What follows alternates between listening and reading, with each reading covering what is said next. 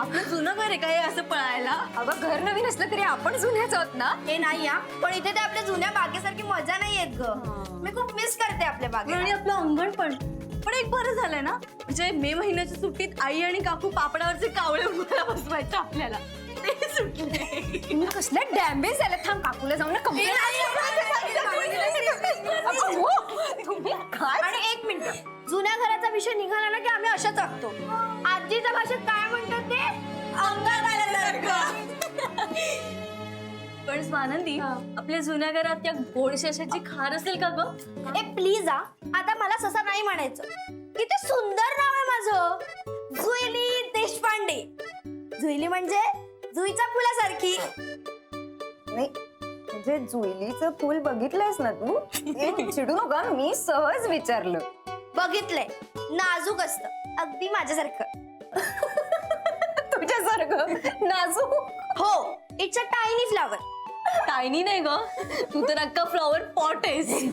मी flower pot आहे, मी flower pot आहे का?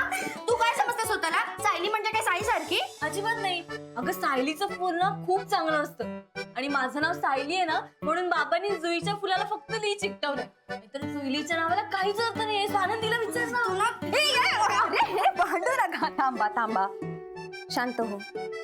तुझं नाव खूप गोड आहे, जुईली. आणि ते ताईने ठेवलंय नाव, म्हणूनच असं विचित्र आहे तिच्यासारखं. सायली.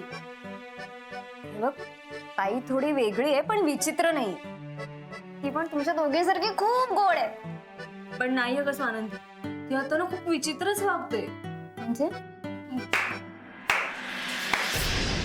काय मस्त गॉसिप सुरू आहे. तरीच मी म्हणते या घरात स्वानंदी आली आहे आणि संपदाचा अजून उद्धार कसा नाही झाला. काय बोलतेस ताई तू हे? आणि स्वानंदी उलट म्हणत होती की संपदा ताई किती गोड आहे आणि तू. सायली,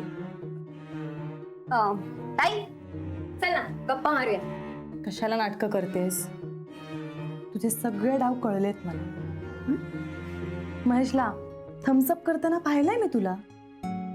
ताई, अगं तुला काकांनी सांगितलंय ना स्वानंदीला काही बोलायचं नाही म्हणून. बाबांमुळेच गप्प बसले होते मी. तू आणि तुझ्या नीलने जो सो कॉल्ड प्लॅन केलाय ना माझ्या विरुद्ध, तो कळलाय मला. माझं इन्सल्ट करण्यासाठीच केलंय ना तुम्ही हे? नाही ताई, बघ आम्ही जे काही केलं ते तुझ्या भल्यासाठी केलं. ते तुझं तुला माहित. पण आता सोडणार नाही मी तुला. सावध राहा माझ्यापासून.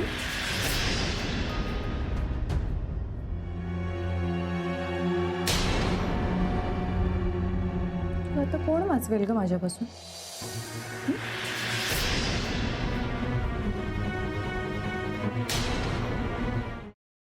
Paneer mushroom stick with barbecue sauce करण्यासाठी लागणारे साहित्य: किसलेलं गाजर, उकडलेला बटाटा, पनीर, तांदूळाचं पीठ, रवा, मटार, मशरूम, कोबी, मीठ, मिरची, कोथिंबीर आणि बार्बेक्यू सॉस. कृती: प्रथम एका बाउलमध्ये किसलेलं गाजर, उकडलेला बटाटा, कुस्करलेलं पनीर, मटार, मशरूम, हिरवी मिरची, कोथिंबीर, कोबी, मीठ आणि तांदूळाचं पीठ घालून सर्व एकजीव करून घ्यावं. तयार मिश्रणाच्या स्टिक बनवून रव्यामध्ये घोळवून गरम तेलात तळून घ्याव्यात आणि सर्व्ह कराव्यात. मामी, कोणता भक्त हाक मारतो आहे? ध्यानात इतके मग्न आहात. बाणाईला भेट घ्यायची आहे देवी. वाटलंच मला.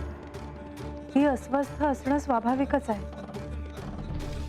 तिच्या दृष्टीने हे सारंच गोंधळून टाकणार आहे. अशा वेळी तिला तुम्हाला किंवा मला भेटावं असं वाटणं हे स्वाभाविक आहे. नमस्ते अंकल जी, वो हमें आपसे. कशा करता आलास तू इथे? विकीची चाळी करायला? काय समजतो काय स्वतःला तू? अरे आजारपणात माझा जीव वाचवला म्हणून घरातल्या पोरी बाळींवर. अरे कुठून कुठून येता तुम्ही, नाही ते उद्योग धंदे करता इथं. खपवून घेणार नाही मी सांगतो तुला. मी फार वाईट माणूस आहे, लक्षात ठेव. पोलिसात देणार होतो तुला. केवळ विकी आडवा आला म्हणून लक्षात ठेवलं, ते इथून दिंड काढणार होतो तुझी मी. मामा, आता आपण काहीच करू शकत नाही.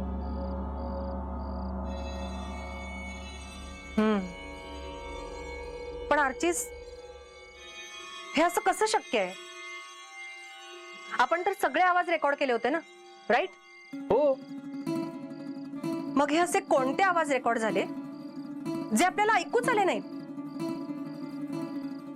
I mean, how can it be possible?